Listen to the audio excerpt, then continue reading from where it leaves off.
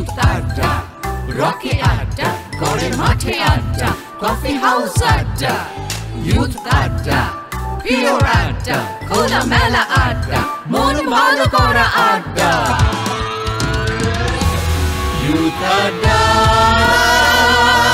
Youth আড্ডা, youth আড্ডা। লেখাপড়া খেলাধুলা সবকিছুতে থাকি আমরা, সব কুল আর শ্যামকেও রাখি। পঞ্চকবি মনে রেখে বাংলা ব্যঙ্গ শুনি, বাড়িয়ে দিলে হাত আমরা বন্ধু হতে জানি।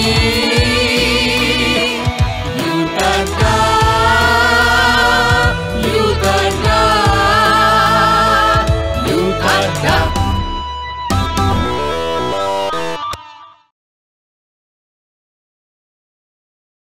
নমস্কার দর্শক বন্ধুরা, ইউথ আড্ডার আরও একটি নতুন পর্বে তোমাদের স্বাগত। আজ প্রথমেই থাকছে কমন রুম। টিমের কাছে আমাদের জানা অজানার প্রথম প্রশ্ন, কোন কর্মকাণ্ড অবলম্বনে শ্যাম বেনেগল মন্থন চলচ্চিত্রটি নির্মাণ করেছিলেন? ক্লু নেব। এরপর থাকছে হাত বাড়ালেই বন্ধু। যখন আমরা রিলস দেখছি, ঠিক আছে, আমাদের লিম্বিক সিস্টেম থেকে একটা জিনিস রিলিজ করে, নিউরো ট্রান্সমিটার রিলিজ করে, যেটাকে বলা হয় ডোপামিন। আচ্ছা, ঠিক আছে। এবার একটা রিল আমরা দেখছি, ডোপামিনটা রিলিজ করে আস্তে আস্তে কমতে থাকে। আবার যে আমরা পরের রিলটায় গেলাম, ডোপামিনটা আবার ফাট করে বেড়ে যায়। তাহলে আমরা প্রথমেই চলে যাই টেকনো মেইন কলেজের কমন রুমের আড্ডায়।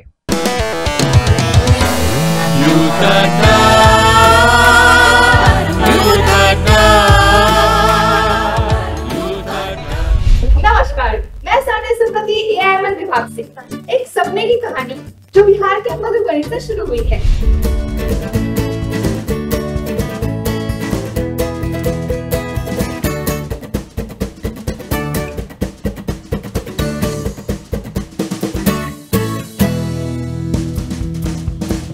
কমন রুমে দুটো টিম নিয়ে আমি হাজির। আজকে চলে এসেছি সল্টলেক মেইন ক্যাম্পাসে টেকনো ইন্ডিয়ার।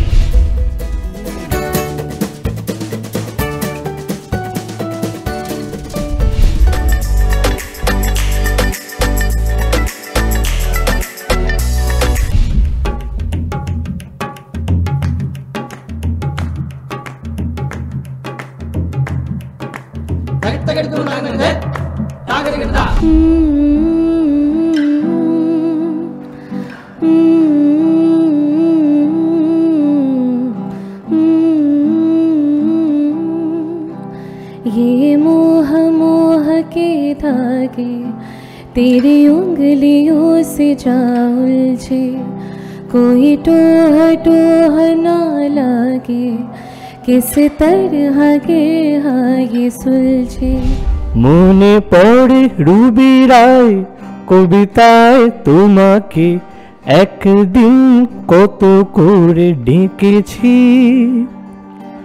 আজ হয় রুবি রায় ডেকে বলো আমাকে, তোমাকে কোথায় যেন দেখেছি।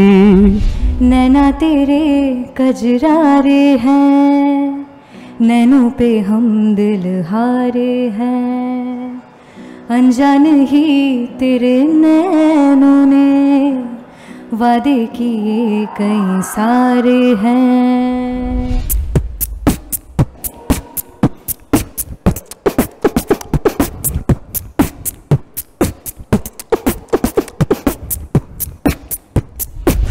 सावन भी तो जाए प्यारवा, मन मेरा घबराए, मन मेरा घबराए,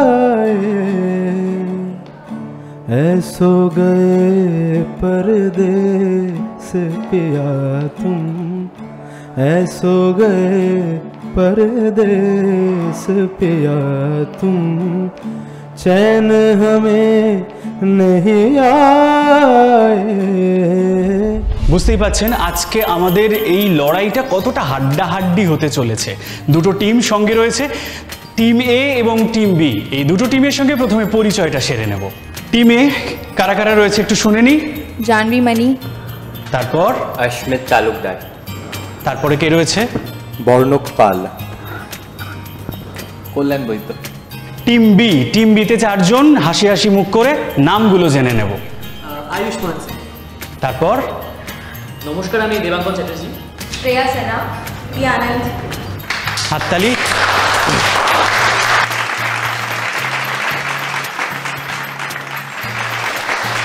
আমরা এই এনার্জিটাকে সঙ্গে করে নিয়ে প্রথম রাউন্ড জানা অজানা শুরু করব।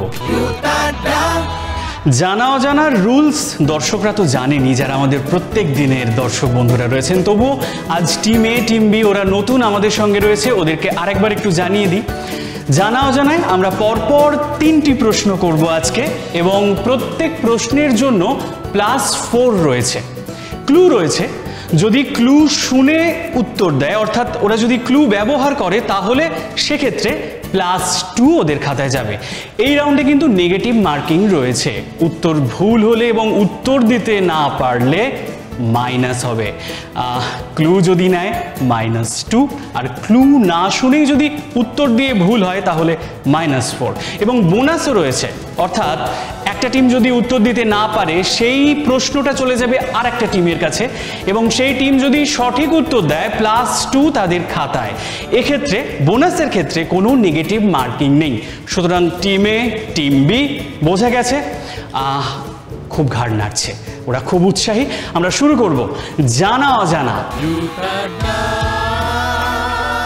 টিমের কাছে আমাদের জানা অজানার প্রথম প্রশ্ন, কোন কর্মকাণ্ড অবলম্বনে শ্যাম বেনেগল মন্থন চলচ্চিত্রটি নির্মাণ করেছিলেন? ক্লু নেব। আচ্ছা, টিম এ ক্লু নেবে। এই কর্মকাণ্ডের প্রাণপুরুষ ছিলেন ডক্টর ভার্গিস কুরিয়েন। আমরা দেখবে ইতিহাসের পাতায়, এটা আমি একটু এক্সট্রা বলছি, যে আমরা বিভিন্ন বিপ্লবের কথা শুনেছি। একটু ভাবো, সবুজ বিপ্লবের কথা শুনেছো তো? সেরকমই কিছু একটু ভাবো না। সেইভাবে যদি একটু কিছু ভাবা যায়।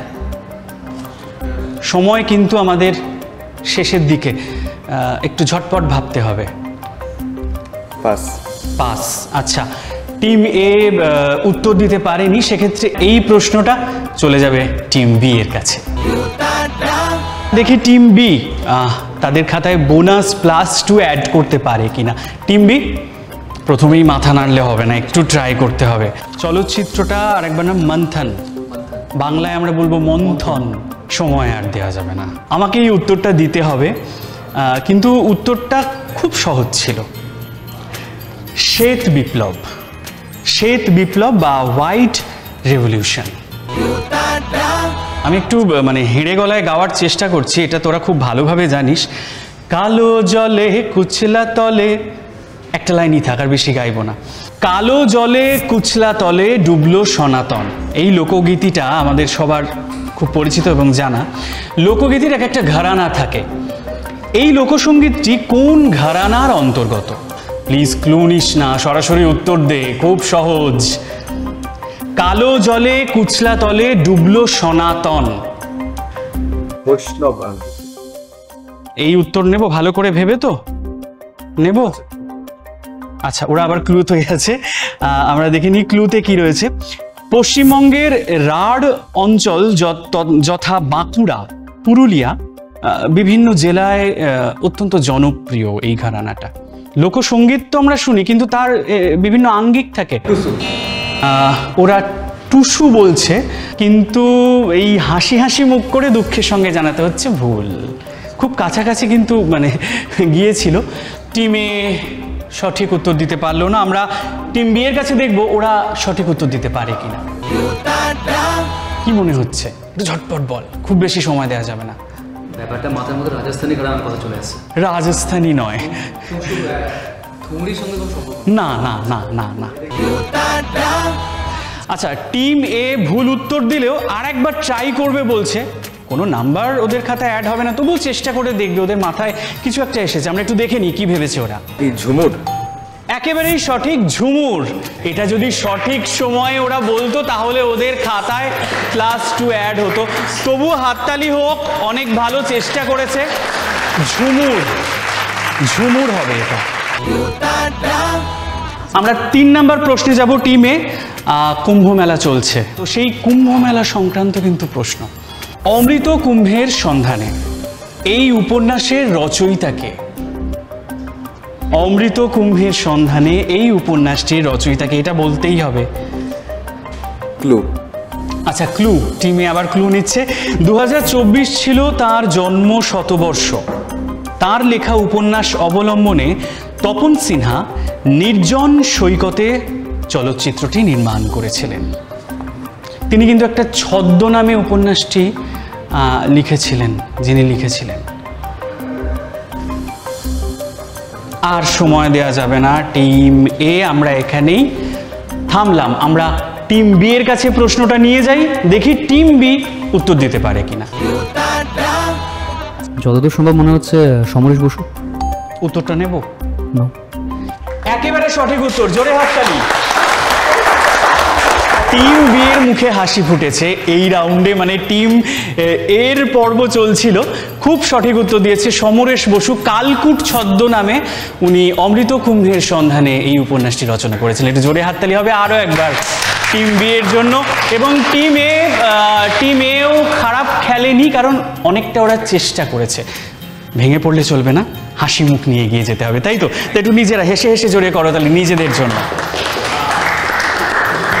আমরা জানা অজানা রাউন্ডে টিম এর সঙ্গে এতক্ষণ ছিলাম, এবার টিম বি এর পালা। দেখি টিম বি তাদের খাতায় তো +2 বোনাস পয়েন্ট যোগ করেছে, আরো নাম্বার, আরো পয়েন্ট ওদের খাতায় যোগ করতে পারে কিনা সেটাই এখন দেখার। টিম বি এর কাছে এবারে সরাসরি প্রশ্ন, 3টে প্রশ্ন। প্রথম প্রশ্ন করি। ছেলেবেলায় খুড়তুতো দাদা সরলের নামের সঙ্গে মিলিয়ে রবীন্দ্রনাথ ঠাকুর তার নাম রাখতে চেয়েছিলেন সহজ। শান্তিনিকেতনে শিক্ষক হিসেবে পেয়েছিলেন নন্দলাল বসুকে। চলচ্চিত্র পরিচালনায় আসার আগে কাজ করেছিলেন ডিজে কিমার কোম্পানিতে। কে তিনি? সেই মানুষটির নাম জানাতে হবে। একটু ভাবলেই পারা যাবে। কিন্তু আমরা বাঙালি হিসেবে যে মানুষগুলোর নাম উচ্চারণ করি, যা মানে বাঙালিদের যাদের জন্য মানুষ বেশি করে চেনে, তাদের মধ্যে কিন্তু একটা নাম, এই নাম মনে হচ্ছে, বাট তাও ক্লু নেব। ক্লু। 1961 সালে তিনি এবং কবি সুভাষ মুখোপাধ্যায় সন্দেশ পত্রিকার নবজাগরণ ঘটিয়েছিলেন। তার সৃষ্ট অন্যতম বিখ্যাত চরিত্র তারিণী খুঁড়ো। আনসারটা সত্যজিৎ রায়। এটা তো উত্তর দিতেই হবে। খুব ভালো উত্তর দিয়েছে, কিন্তু একটু যদি ওরা মানে একটু আরেকটু ভেবে যদি +4 কিন্তু ওদের খাতায় অ্যাড হতো। তবু আরেকবার জোরে করতালি টিম বি এর জন্য। +2 টিম বির খাতায়। খুব ভালো উত্তর। দ্বিতীয় প্রশ্ন। লাল বাহাদুর শাস্ত্রী আন্তর্জাতিক বিমানবন্দর ভারতের কোন শহরে অবস্থিত? একটু ভাবলেই পারা যাবে। ইদানিং না সেই শহরটা, এখন তো ফেসবুকের যুগ, খুব পপুলার হয়েছে দেখি। আমাদের হিন্দু কালচারের সঙ্গে যুক্ত। কিন্তু আমি মেন ক্লুতে যাবার আগে অনেক টুকটাক কিন্তু ক্লু দিয়ে দিয়েছি। ক্লু, আবার ক্লু। দশাশ্বমেধ ঘাট, 80 ঘাট, দ্বারভাঙা ঘাট এই শহরে অবস্থিত। ওকে, তো শহরের নাম হচ্ছে অযোধ্যা। শহরের নাম হচ্ছে বেনারস। একেবারেই তাই। বেনারস, বানারস। আর একটু জন্য কিন্তু ভুলভাল বলছে। খুব ভালো উত্তর দিয়েছে, জোরে হাততালি হবে টিম বি এর জন্য। খুব ভালো। +2 টিম বি এর খাতায় আবারও। শেষ প্রশ্ন টিম বি এর জন্য। কবিতার লাইন। ছেলেটা খুব ভুল করেছে, শক্ত পাথর ভেঙে। মানুষ ছিল নরম, কেটে ছড়িয়ে দিলে পারত। কবিতার এই দুটি লাইন, এই বিখ্যাত কবিতার পংক্তি কার রচনা বা কার লেখা? আবার কি ক্লু টিম বি? সময় এগোচ্ছে। আচ্ছা, 1983 সালে যেতে পারি কিন্তু কেন যাব এই কাব্যগ্রন্থের জন্য তিনি সাহিত্য একাডেমি পুরস্কার পেয়েছিলেন। এবারে কিন্তু উত্তর দিতেই হবে টিম বি। সময় কিন্তু এগোচ্ছে টিম বি, সময় আমরা পাস করব। টিম বি এর থেকে তো সঠিক উত্তর পেলাম না। যখন টিম বি উত্তর দিতে পারছিল না, পাশ থেকে কিন্তু টিম এ বলছিল তোরা পাস কর আমরা উত্তর দেবো। এখন দেখি টিম এ সঠিক উত্তর দিতে পারে কিনা। উত্তরটা শক্তি চট্টোপাধ্যায়। টিম এ একেবারে সঠিক উত্তর, শক্তি চট্টোপাধ্যায়। যেতে পারি কিন্তু কেন যাব, এইটা শুনলেই আমার মনে হচ্ছে সবার উত্তর দেওয়া উচিত ছিল। জানা অজানা রাউন্ডের শেষে আমরা একটু স্কোরের দিকে নজর রাখবো। আমরা স্কোর যেটা দেখতে পাচ্ছি, টিম এ এখনো খাতা খুলতে পারেনি, তবে আশা করছি নেক্সট রাউন্ডে টিম এ কিন্তু ফাটিয়ে দেবে। হাততালি হোক টিম এর জন্য। আর এই রাউন্ডে মানে প্রথম রাউন্ডে টিম বি বাজি মাত আর কি, একদম +6 ওদের খাতায়। জোরে হাততালি টিম বি এর জন্য। তবে তবে তবে এতটা উৎসাহিত হওয়ার দরকার নেই টিম বি এরও, কারণ নেক্সট রাউন্ডে যে কি হবে আশা কিন্তু উল্টে যেতে পারি। তো দেখা যাক আমরা নেক্সট রাউন্ডে কি হয়, টিম এ এগিয়ে যায় না টিম বি। আমরা দ্বিতীয় রাউন্ডে চলে এসেছি। দ্বিতীয় রাউন্ড কহেন কবি কালিদাস। আপনারা জানেন এই রাউন্ডে কি হয়, তবু যারা জানে না তাদের জন্য একবার। আমার হাতে চিরকুট চলে এসেছে ছোট্ট লাল বাটির মধ্যে। অনেক সিনেমার নাম রয়েছে এই চিরকুটের মধ্যে লেখা। দুটো টিম থেকে একজন করে উঠে আসবে, এসে একটা চিরকুট তুলবে, লুকিয়ে লুকিয়ে সেই চিরকুটের মধ্যে যে সিনেমার নামটা আছে সেটা পড়বে এবং টিমের সদস্যদের অভিনয় করে দেখাবে এবং সঠিক উত্তর দিতে হবে যে কোন সিনেমা অভিনয় করে দেখাচ্ছে বা বোঝানোর চেষ্টা করছে। সঠিক উত্তর দিলে +2 প্রত্যেক টিমের খাতায়। আর এই রাউন্ডে কোনো নেগেটিভ মার্কিং নেই, তাই টিম বি আমরা তাহলে শুরু করি। আর শুরু করার আগে একটা কথা একটু ওদেরকে জিজ্ঞাসা করতে ইচ্ছা করছে যে কেমন লাগছে, আমাদের সঙ্গে খেলতে মজা হচ্ছে তো, না মনে হচ্ছে খুব কঠিন কঠিন প্রশ্ন, মানে একটা প্রশ্ন বান ছুটে আসছে, এরকম ব্যাপার নয় তো? আমরা জাস্ট মজা করছি আজকে কমন রুমে যেমন আড্ডা হয়, গল্প হয়, প্রেমও হয়, তো এখানে আজকে প্রেমটা আমরা করছি না, আজকে আমরা একটু খেলছি আর কি। তো যাই হোক, এখন অভিনয় হবে। কহেন কবি কালিদাস। টিম এ থেকে কে উঠে আসে আমরা একটু দেখে নিই। টিম এ থেকে কে আসছে? নাম কল্যাণ উঠে আসছে। দেখি কল্যাণের দৌলতে টিম এর কল্যাণ হয় কিনা এই রাউন্ডে। আচ্ছা, চিরকুট একদম লুকিয়ে লুকিয়ে, কিন্তু ওরা যেন দেখে না ফেলে, বুঝতে যাচ্ছে? মানে তুমি বুঝতে পেরেছো তো? ব্যাস, চিরকুট দেখে নিয়েছে, এবারে ওর অভিনয় দক্ষতা দিয়ে ওদেরকে বোঝাবে এবং সঠিক উত্তর ওদের খাতায় +2 নাম্বার, তাই তো? English. 2 words. First word. Bit. Air. Push. Air Force. Force. খুব কাছাকাছি, সঠিক, খুব ঠিকঠাক। Second word, first letter.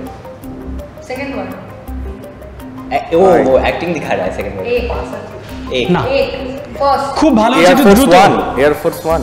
Air Force One. Exactly, জোরে হাততালি। প্রায় সময় কিন্তু দ্রুত এগোচ্ছিল এবং খুব ভালো বুঝিয়ে কল্যাণের দৌলতে টিমের কিন্তু কল্যাণ হয়েছে, ওর জন্য একটু জোরে করতালি হয়ে যায়। +2 টিমের খাতায়। এই হাসি, মজা, আনন্দ, এই সবটা নিয়ে আমরা এবারে টিম বি এর কাছে যাই, দেখি টিম বি এর কি হয় এবারে। টিম বি এর পক্ষ থেকে কে উঠে আসছে? আয়ুষ্মান সিং। আয়ুষ্মান, টিম বি থেকে আয়ুষ্মান উঠে আসছে। দেখা যাক ওদের জন্য সুখবর থাকে কিনা। উঠে এসো। চিরকুট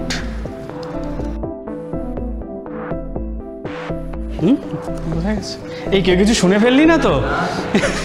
যাই হোক, ওকে আমি একটু বলে দিয়েছি কানে কানে, এবারে ও অভিনয় করে দেখাবে। টিম বি, সময় শুরু হচ্ছে এখন। एक वर्ड. अंधा. Blind. हिंदी में अंधा. अंधाधुन. একদম, জোরে হাততালি। আয়ুষ্মানের দৌলতে কিন্তু একদম আয়ুষ্মান ভাবে। এই রাউন্ডে প্রত্যেকটা টিম দুবার করে সুযোগ পাবে। আবার আমি যাব টিম এর কাছে। টিম এর থেকে কে উঠে আসবে? जानवी मनी. জাহ্নবী উঠে আসছে টিম এর পক্ষ থেকে এবং জাহ্নবী +2 কিন্তু চাই। জাহ্নবীর সময় শুরু হচ্ছে এখন। हिंदी हिंदी क्या है? একদম খুব ভালো বুঝিয়েছে অমিতাভ বচ্চন। সিনেমা পা না, একটু পুরনো সিনেমা। শোলে। আচ্ছা আমি একটু হেল্পের জন্য বলতেই পারি 3জন হিরো ছিল, 3জন বিখ্যাত হিরো। অমিতাভ বচ্চন তার মধ্যে একজন। ओम शांति ओम সময় শেষ। আচ্ছা হ্যাঁ, টিম বি খুব লাফালাফি করছে, ওরা দেখি সঠিক উত্তরটা বলতে পারে কিনা। আমার একবার আনতে একদম সঠিক উত্তর। এই রাউন্ডে ওদের খাতায় কোনো মানে পয়েন্ট যুক্ত হলো না, +2 ওরা পেয়েছে। আমরা টিম বি এর কাছে যাব, দেখি টিম বি বাজিমাত করতে পারে কিনা। টিম বি থেকে কে উঠে আসছে? আচ্ছা আবারও আয়ুষ্মান ভব, মানে আয়ুষ্মানই উঠে আসবে। দেখি, আয়ুষ্মানের জন্য একটাই চিরকুট পড়ে রয়েছে। সময় শুরু হচ্ছে এখন। बांग्ला लिखना, लिख लिया इंग्लिश में, राइट। फेमस ऑटोग्राफ একদম সঠিক উত্তর।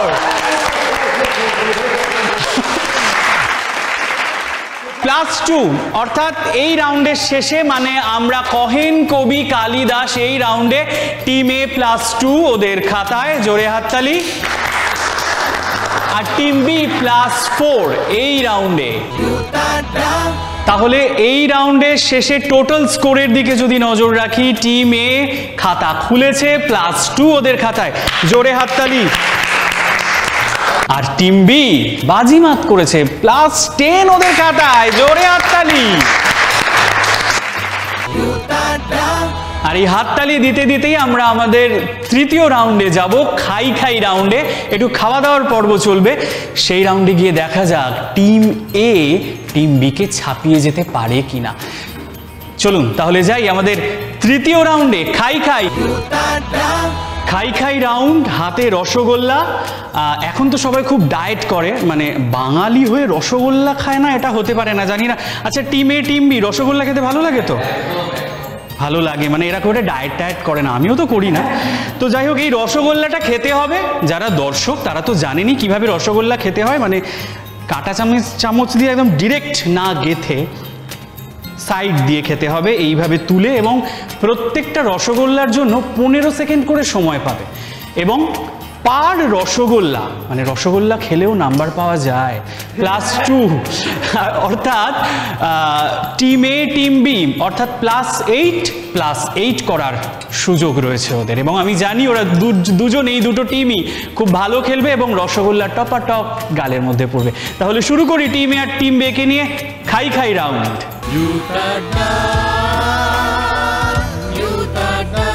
তাহলে টিম এ রেডি? রসগোল্লা খেতে ভালো লাগে, কিন্তু এইভাবে কোনোদিন রসগোল্লা খেয়েছো কে তোমরা? মানে খেয়েছিস আজকে প্রথম। তাহলে টিম এ সময় শুরু হচ্ছে এখন। 15 সেকেন্ড সময়, একটা রসগোল্লা খেতে হবে। একটু এনকারেজ কর সবাই মিলে ওদেরকে। হবে 15 সেকেন্ড সময়, আস্তে, পড়ে না যায়। সময় শেষ, থামতে হবে। না, সময় শেষ। কিন্তু সময় শেষ হলেও রসগোল্লাটা তুই খেয়ে নে, ওটা তোর জন্যই। রসগোল্লাটা খেয়ে নে, মানে ওটা হচ্ছে, আমরা ফাউ ফুচকা খাই না, ওটা হচ্ছে ফাউ রসগোল্লা, ওর জন্য। সময় শুরু হচ্ছে এখন। 15 সেকেন্ড সময়, একটু সবাই মিলে এনকারেজ। পারবে, একদম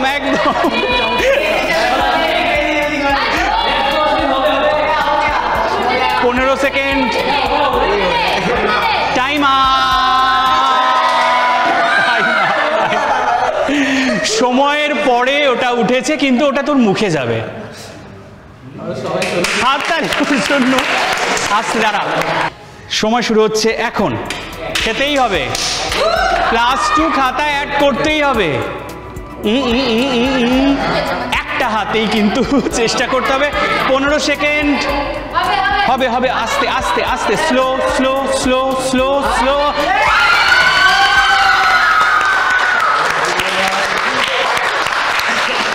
না না, ও যে মিষ্টি খায়, ওকে সেটা প্রমাণ করতে হবে তো, মানে ওকে মানে ওদের মানে কি বলে কি এটা কলঙ্ক, মানে এইসব হয়ে যাবে না হলে। জোরে হাততালি ওর জন্য। +2। সময় শুরু হচ্ছে এখন। 15 সেকেন্ড সময়, খেতে হবে। ওর জন্য একটু জোরে হাততালি। টিম বি কি মনে হচ্ছে, ফাউ রসগোল্লা না নাম্বার পাওয়া যাবে রসগোল্লার জন্য? ওরাও ভালো, আমি আশা করছি পারবে। তাহলে আমরা শুরু করি, আর সময় নষ্ট করবো না। প্রথমে আমাদের আয়ুষ্মান ভাবা, আয়ুষ্মান শুরু করবে। সময় শুরু হচ্ছে এখন। 15 সেকেন্ড সময়, 15 সেকেন্ড। ও আয়ুষ্মানের বুদ্ধি, ও আগে রসগোল্লার রসটাকে এক হাতে এক হাতে এক হাতে এক হাতে এক হাতে এক হাতে হবে হবে, ওকে হবে। সময় শুরু হচ্ছে তাহলে এখন থেকে।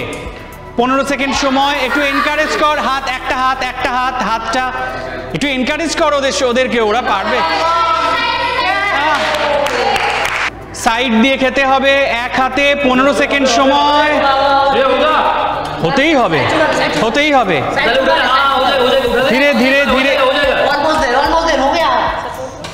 ধীরে ধীরে সাইড।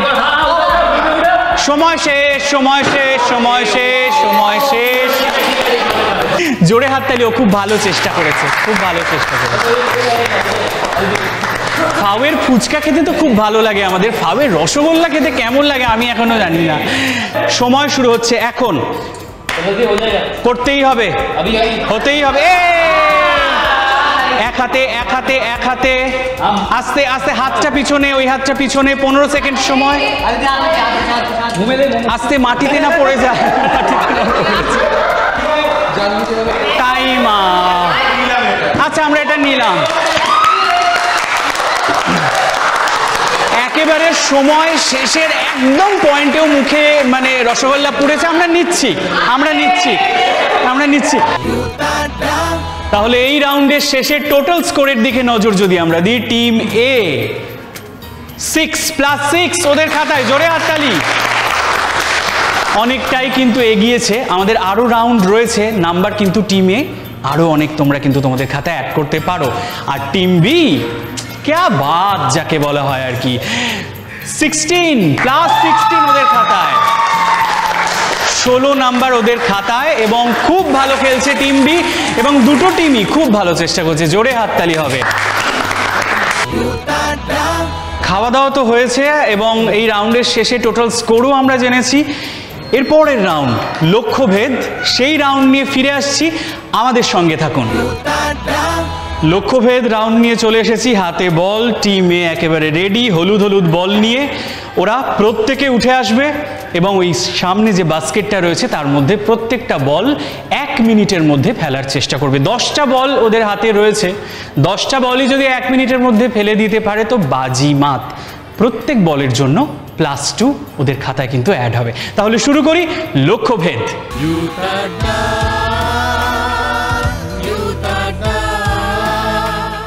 সময় শুরু হচ্ছে এখন। প্রথমেই বাজিমাত, দুটো বল পড়ে গেছে। অনেকগুলো, 4টে, 5টা, 6টা, 7টা, আর 3টে, আর 3টে বল। টিমে খুব ভালো খেলছে, একটু এনকারেজ কর সবাই মিলে, খুব ভালো খেলছে। জোরে হাততালি।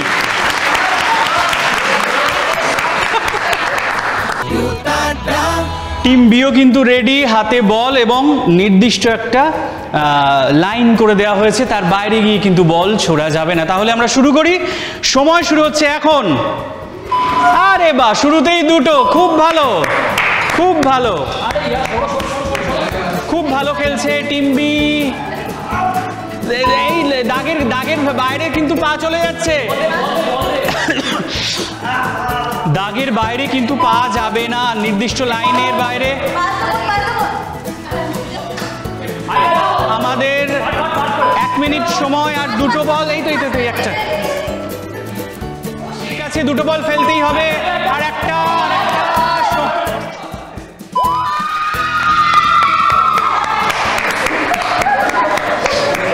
সুতরাং বলার কিছু নেই, টিম বিও কিন্তু বাজিমাত করেছে। বলার অপেক্ষা রাখে না, দুটো টিমই +20 ওদের খাতায় অ্যাড করেছে এবং টোটাল স্কোরের দিকে যদি আমরা নজর রাখি, টিম এ 26 +26 খুব ভালো খেলেছে, আর টিম বি +36 ওদের খাতায়, মানে 10 নাম্বারের ফারাক। পরের রাউন্ডে কিন্তু নাম্বার এদিক ওদিক হয়ে যেতে পারে, তাই পরের রাউন্ডে কি হয় সেটা আমাদের দেখতে হবে এবং লক্ষ্য রাখতে হবে। তাই পরের রাউন্ড শেয়ানে নিয়ে ফিরে আসছি।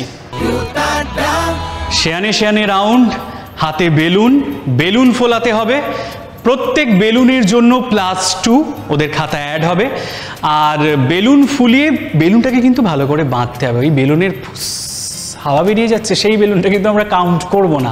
সুতরাং টিম এ টিম বি বোঝা গেছে, 1 মিনিট সময় দেওয়া হবে, 1 মিনিট সময়ের মধ্যে যে যতগুলো বেলুন ফোলাতে পারে। তাহলে শুরু করি শেয়ানে।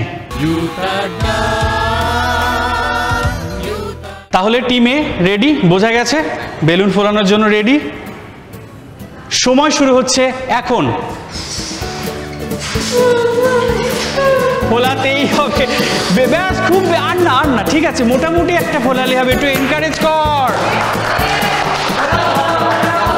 মোটামুটি একটা সাইজ ফোলালেই হবে, একদম। খুব ভালো হচ্ছে টিম এ, খুব ভালো, টাইম শেষ, সময় শেষ।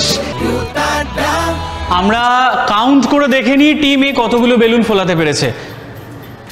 1 2 3 4 5 6, তোরাও বলতে পারিস আমার সঙ্গে, 7 8 9 10 11 12 13 14 15 16 17টা বেলুন টিম এ এই রাউন্ডে ফুলিয়েছে এবং প্রত্যেকের জন্য +2 ওদের খাতায়। জোরে হাততালি। টিম বি হাতে বেলুন নিয়ে রেডি, কি মনে হচ্ছে ওদের থেকে ভালো হবে নাকি? ওরা 17টা করেছে, তাই তো, তার বেশি করতে হবে। তাহলে সময় শুরু হচ্ছে এখন। বাহ, क्या बात, খুব ভালো হচ্ছে, বাঁধাটা যেন সঠিকভাবে হয়, হাওয়া না বেরিয়ে যায়, খুব ভালো হচ্ছে। মানে এরপর ওদের বেলুন ফোলানোটাই ওদের মেন কাজ হতে পারে। আমরা এখানেই থামবো, এখানে না, আচ্ছা ঠিক আছে। রীতিমতো মানে মারপিট লেগে গেছে, কে কতগুলো বেলুন ফুলিয়েছে। আচ্ছা, এখন আমি কাউন্ট করব না, ওরাই কাউন্ট করবে কতগুলো বেলুন ফুলিয়েছে। তাহলে দেখি, চলো একটা করে মাটিতে ফেলো। 1 2 3 4 5 6 7 8 9 10 11 12 13 14 15 16,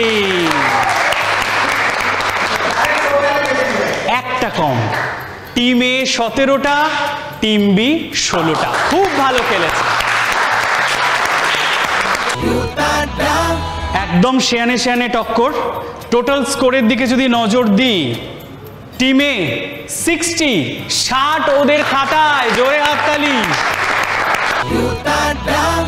আর টিম বি 68, জোরে হাততালি।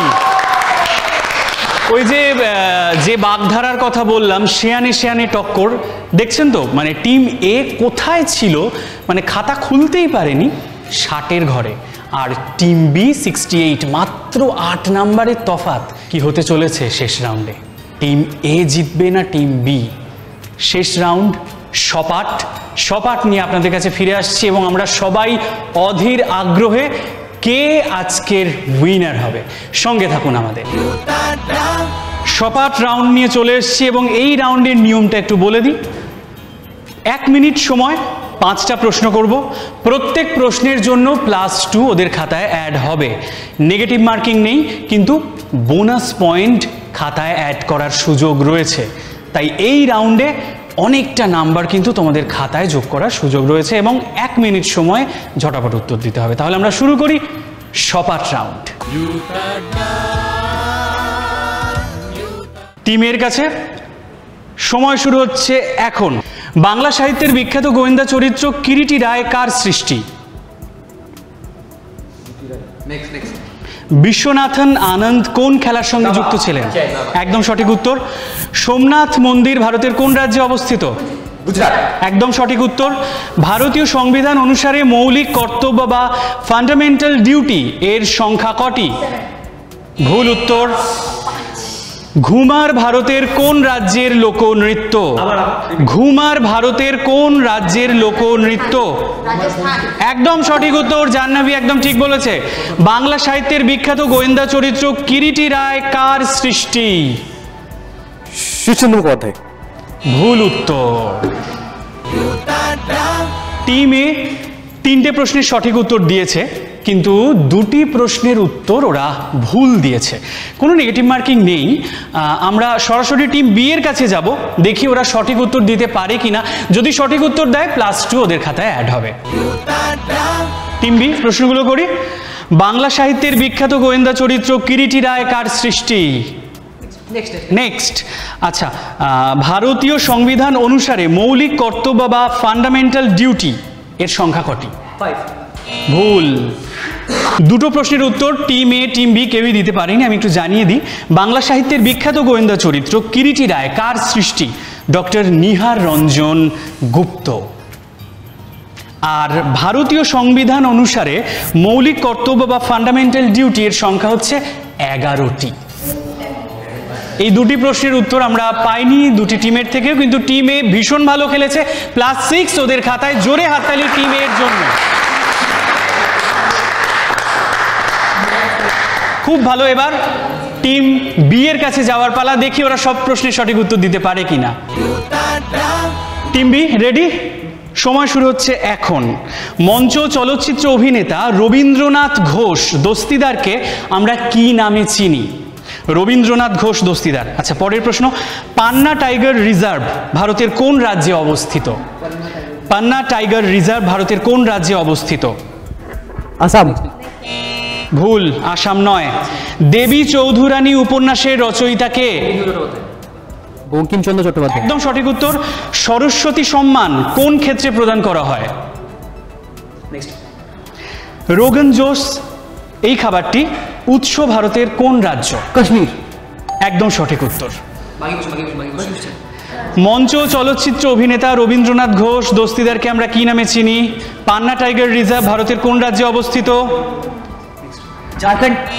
না, ভুল। ভুল উত্তর। সরস্বতী সম্মান কোন ক্ষেত্রে প্রদান করা হয়ে থাকে?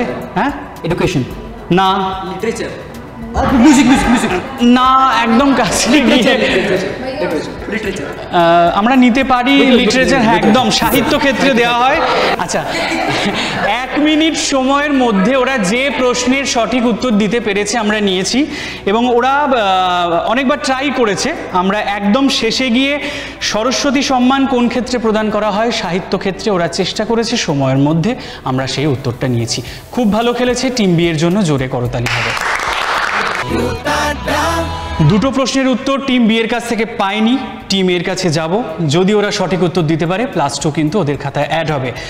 টিমে মঞ্চ চলচ্চিত্র অভিনেতা রবীন্দ্রনাথ ঘোষ দস্তিদার, বিখ্যাত চরিত্র একজন, কি নামে আমরা চিনি? গিরিশ ঘোষ।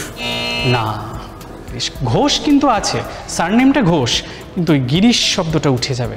যাই হোক, আরেকটা প্রশ্ন। পান্না টাইগার রিজার্ভ? না, না। আমি উত্তরটা একটু দিয়ে দিই। মঞ্চ চলচ্চিত্র অভিনেতা রবীন্দ্রনাথ ঘোষ দস্তিদারকে আমরা যে নামে চিনি রবি ঘোষ। রবি ঘোষ, রবীন্দ্রনাথ ঘোষ দস্তিদার এই পুরো নাম ওনার ছিল, আমরা রবি ঘোষ নামেই তাকে চিনি। আর দ্বিতীয় যে প্রশ্ন ছিল, পান্না টাইগার রিজার্ভ ভারতের কোন রাজ্যে অবস্থিত? মধ্যপ্রদেশ। মধ্যপ্রদেশে অবস্থিত। জোরে হাততালি হবে দুটো টিমের জন্য। দুটো টিমই খুব ভালো খেলেছে, শুরু থেকে শেষ পর্যন্ত হাড্ডাহাড্ডি লড়াই হয়েছে এবং প্রাণপণ চেষ্টা করে গেছে, কিন্তু ওরা খাতায় নাম্বার অ্যাড করতে। আর একবার জোরে হাততালি হোক। আমাদের কমন রুমের আড্ডা শেষ, প্রত্যেকটা রাউন্ডও শেষ। টোটাল স্কোর কি বলছে, যে কথাটা আপনাদের আগে বলেছিলাম কি হতে চলেছে। টিমে টোটাল স্কোরের দিকে যদি নজর দিই, 66 ওদের খাতায়। জোরে হাততালি সবাই। না না জাহ্নবী, দুঃখ করার কিছু নেই, খুব ভালো খেলেছো। আর টিম বি, আজকে আমাদের উইনার টিম, 74 ওদের খাতায়। খুব ভালো খেলেছে প্রত্যেকটা রাউন্ড এবং টিম এও কিন্তু ছেড়ে দেয়নি, খুব চেষ্টা করেছে। আমাদের নিয়ম অনুযায়ী একটা টিমকে উইনার করতে হয়, এটা একটা আমাদের রুলস, কিন্তু দুটো টিমই উইনার আমাদের কাছে। জোরে হাততালি। আমার ট্রফি হাতে চলে এসেছে, এবার বিজয়ী টিমের হাতে এটা তুলে দেওয়ার কথা। কিন্তু ওই খেলার শেষে যে কথাটা বলি, যে দুটো টিমই কিন্তু আজকে বিজয়ী এবং এই ট্রফিটা ওদের কলেজের একটা নতুন গর্বই। দূরদর্শনের পক্ষ থেকে এই সামান্য উপহার ওদের হাতে তুলে দেবে এবং দুটো টিমই হাত বাড়াবে এবং এই উপহার গ্রহণ করবে। দুটো টিমের পক্ষ থেকেই তোমরা সবাই মিলে এই ট্রফিটা গ্রহণ করো। আর সবাই মিলে একটু আমরা চেয়ার আপ করি। 3 cheers for techno India college main campus, তাই তো? Hip hip hurray, hip hip hurray. আর 3 cheers for youth Adda, team youth Adda, hip hip hurray, hip hip hurray. 3 cheers for DD Bangla, hip hip hurray. সময় হয়েছে আমাদের পরবর্তী সেগমেন্টের, যেখানে আলোচনা হবে সামাজিক মাধ্যমের অতিরিক্ত ব্যবহারের কুপ্রভাব নিয়ে।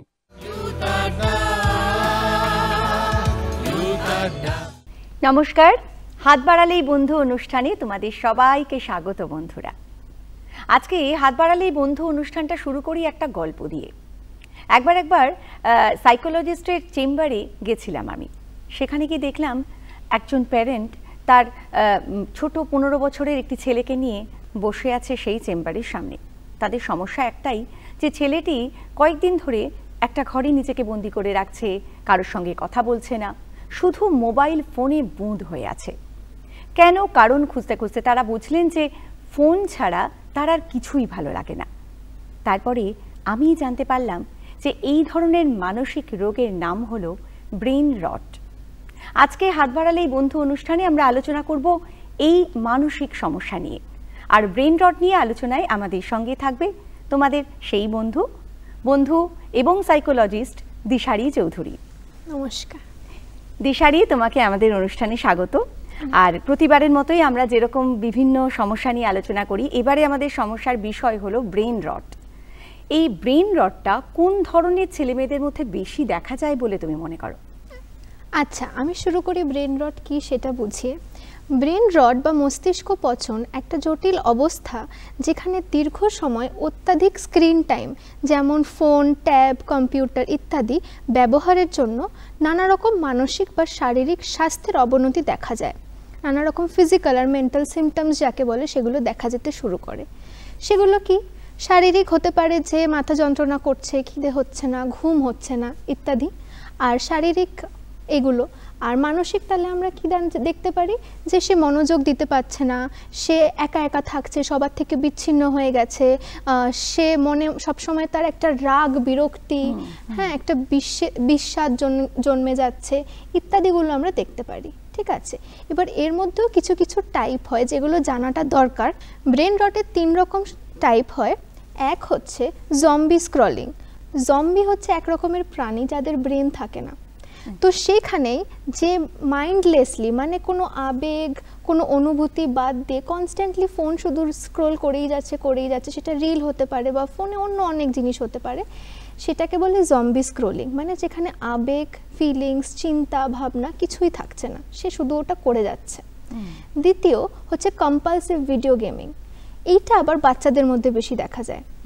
এবার এটাতে কি হচ্ছে, সেখানে একজন নিজেকে মনে করে ফেলছে সে একটা ভিডিও গেমের ক্যারেক্টার, তার বাস্তব থেকে সে টোটালি বিচ্ছিন্ন হয়ে যাচ্ছে, তার বাস্তবটা আর ভালো লাগছে না, সবসময় মনে হচ্ছে সে যেন ওই গেমটার মধ্যেই ঢুকে থাকে, তাই সারাদিন সেটাই করে যাচ্ছে, ফোন নিয়ে গেম খেলে যাচ্ছে। আর তৃতীয় হচ্ছে ডুম স্ক্রোলিং। এটাকে কি বলে? যখন একটা মানুষ পৃথিবীর চারিদিকে যত নেতিবাচক খবর অবসেসিভলি খুঁজতে থাকে, মানে কোথায় স্টক পড়ে গেল, কোথায় যুদ্ধ হচ্ছে, কোথায় কি খারাপ হলো, এই খুন হলো, ওই খুন হলো, এটা একটা নেশার মতো হয়ে যায়। আর সারাদিন সেই নেতিবাচক জিনিসগুলো আরও বেশি বেশি করে খুঁজতে ইচ্ছা হয়, এটাকে বলে ডুম স্ক্রোলিং। এবার এগুলো কেন বোঝালাম তোমার প্রশ্নটায় আসার জন্যই, যে 3 রকম কিন্তু একই বয়সের লোকেদের মধ্যে বেশি দেখা যায় না। কম্পালসিভ ভিডিও গেমিং দেখা যায় 6 থেকে 12 বছরের বাচ্চাদের মধ্যে সবচাইতে বেশি। এমন নয় যে তার পরের বয়সের বাচ্চারা ভিডিও গেম খেলে না, তবে গবেষণা এটাই বলছে 6 থেকে 12 বছরের বাচ্চাদের মধ্যেই কম্পালসিভ ভিডিও গেমিংটা সবচেয়ে বেশি দেখা যাচ্ছে। তবে ডুম স্ক্রোলিং বা জম্বি স্ক্রোলিং যেগুলো আমি বোঝালাম, সেগুলো কিন্তু প্রাপ্তবয়স্কদের মধ্যেই বেশি দেখা যাচ্ছে। আচ্ছা, তার মানে এরকম ভাবে নির্দিষ্ট করে বলতে পারি না যে একেবারেই অল্প বয়সী ছেলে মেয়েদের মধ্যে এটা হতে পারে, বড়দের মধ্যেও হতে পারে। একেবারে। আচ্ছা, আমরা ঠিক কখন বুঝতে পারবো যে আমরা কোনো না কোনোভাবে এই রকম ব্রেন রটের শিকার হতে পারি, বা কোন জায়গা থেকে এটা শুরু হতে পারে বলে তুমি মনে করো? হ্যাঁ, তো অত্যাধিক স্ক্রিন টাইম, অতিরিক্ত সময়ের জন্য, এটাই হচ্ছে এটার সূত্রপাত। খুব সহজ। এবার আমরা সবাই ফোন ইউজ করি, সবাই অনেক কাজের জন্য তাদেরকে কম্পিউটার বা ফোন বা ইন্টারনেট এগুলো ঘাঁটতেই লাগে, সেগুলো কিন্তু ব্রেন রট ঘটায় না। ব্রেন রট কখন ঘটায়? যখন সে বাস্তব থেকে বিচ্ছিন্ন হয়ে যাচ্ছে অত্যাধিক ফোন বা অত্যাধিক জিনিস ইউজ করার জন্য, ট্যাব, কম্পিউটার, যে কোনো রকমের স্ক্রিন ইউজ করার জন্য। তো যেমন ধরো অতিরিক্ত বেশি নোটিফিকেশন সব সময় আসছে, আর সবসময় সে কারোর সাথে আশেপাশে পরিবার বন্ধু বান্ধবের সাথে গল্প করতে পারছে না, তাকে সবসময় মনে হচ্ছে আমাকে ফোনটা দেখতে হবে, বা সবসময় একটা রিল স্ক্রোল করে যাচ্ছে। এগুলোর মাধ্যমে আমরা বুঝতে পারি যে এটা এবার কন্ট্রোলের বাইরে চলে যাচ্ছে, নিয়ন্ত্রণের বাইরে চলে যাচ্ছে। এটা কেন হয়? একটা মজার গল্প আছে, আমি বলি। গল্প না, এটা ফ্যাক্ট, এটা সায়েন্স। আমাদের ব্রেনে দুটো অংশ আমাদেরকে প্রথমে বুঝতে হবে। পিছনের দিকে থাকে লিম্বিক সিস্টেম, যেটা আমাদের আবেগ নিয়ন্ত্রণ করে, আর সামনের দিকে থাকে প্রিফ্রন্টাল কর্টেক্স, যেটা আমাদের ডিসিশন মেকিং, আমাদের প্ল্যানিং স্কিলস, এগুলো নিয়ন্ত্রণ করে। ঠিক আছে, এবার একসাথে সাধারণত দুটো সমানভাবে কাজ করে না। ঠিক আছে, যখন আমরা রিলস দেখছি, ঠিক আছে, আমাদের লিম্বিক সিস্টেম থেকে একটা জিনিস রিলিজ করে, নিউরো ট্রান্সমিটার রিলিজ করে, যেটাকে বলা হয় ডোপামিন। আচ্ছা, ঠিক আছে, এবার একটা রিল আমরা দেখছি, ডোপামিনটা রিলিজ করে আস্তে আস্তে কমতে থাকে। আবার যে আমরা পরের রিলটায় গেলাম, ডোপামিনটা আবার ফাট করে বেড়ে যায়, আবার কমতে থাকে, আবার পরের রিলটা যেতে লাগে ডোপামিনটা বাড়ার জন্য। তো বারবার এই ডোপামিনটা বাড়লে আমাদের মনটা খুশি লাগে, এটাকে বলে রিওয়ার্ড হরমোন বা রিওয়ার্ড নিউরোট্রান্সমিটার। তো এটা আমাদের এই খুশির ভালো লাগাটার জন্য আমরা কনস্ট্যান্টলি ওটা করতেই থাকি। আর যখন এটা মাইন্ডলেস হয়ে যায়, মানে আমরা আর কোনো ভাবছি না, শুধু যেটা অ্যালগোরিদম দেখাচ্ছে সেটাই দেখে যাচ্ছি, তখনই কিন্তু ওটা ব্রেন রট। আবার অনেক সময় আমরা ঠিক বুঝেই যাই যে হ্যাঁ আমি অনেকক্ষণ ফোন দেখছি, বা টাইমটা হিসেব করে দেখলাম যে ঘুমোতে যাওয়ার সময় আমি 2 ঘন্টা ফোন দেখে ফেলেছি। এই রকম পরিস্থিতি থেকে আমরা, আমাদের মতন অনেক বন্ধুরাই আছে যারা হয়তো ভাবে যে না আমি এবার ফোন দেখাটা একটু কমাবো, কিন্তু সে কিছুতেই সেটা কন্ট্রোল করতে পারছে না। এই জায়গা থেকে বেরোবো কি করে আমরা? হ্যাঁ, যদি সে কাউন্সিলিং নিতে পারছে না, তাহলে তাকে নিজের কিছু স্কিলস শিখতে হবে। তার মধ্যে থেকে আমি কিছু বলছি। ফোনে কিছু অ্যাপ হয় যেগুলো টাইমার দেওয়া যায় আমাদের সোশ্যাল মিডিয়া অ্যাপগুলোর ওপর, যেমন ইনস্টাগ্রামের ওপর টাইমার দিয়ে দিলে 10 মিনিট পর ইনস্টাগ্রাম সারাদিনে 24 ঘন্টায় শুধু 10 মিনিটই খুলবে। আচ্ছা, বা ইউটিউবও শুধু 15 মিনিটই খুলবে। সেই টাইমারটা আমরা নিজেরাই ঠিক করতে পারি যে কতক্ষণ আমি অ্যালাউ করলাম নিজেকে।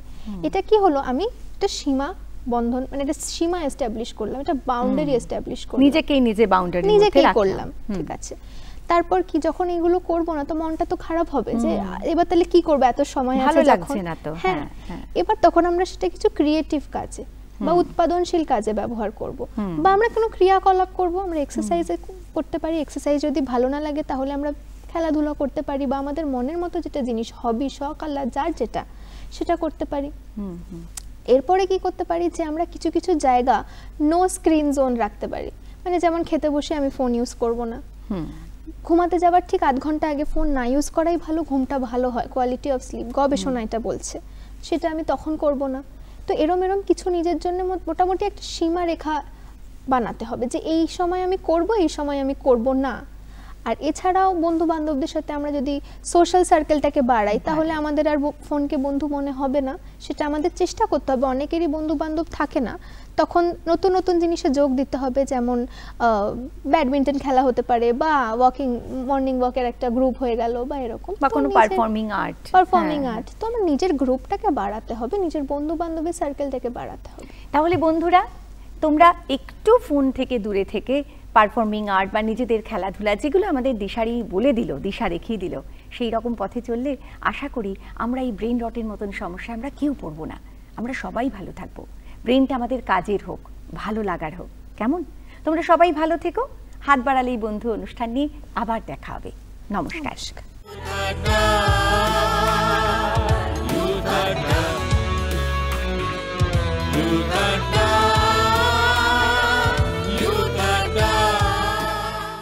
আমাদের আজকের পর্ব কেমন লাগলো তোমরা অবশ্যই জানাও আমাদের official Facebook page, x handle এবং ইউটিউব চ্যানেলে তোমাদের কমেন্টের মাধ্যমে।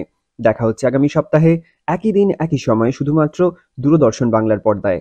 নমস্কার। স্বল্প একটু গল্প হলে দিনটা জমে ক্ষীর, শহর থেকে পালিয়ে করি ইনস্টাগ্রামে ভিড়, পায়ে পায়ে কাছে দূরে ব্লগ করি ঘুরে, লক্ষ্য ভেদ করে ফেলি স্বপ্নগুলো জুড়ে। ইউথ আড্ডা, ছুটির আড্ডা, পথে ঘাটে আড্ডা, বৈঠকি আড্ডা, ইউথ আড্ডা।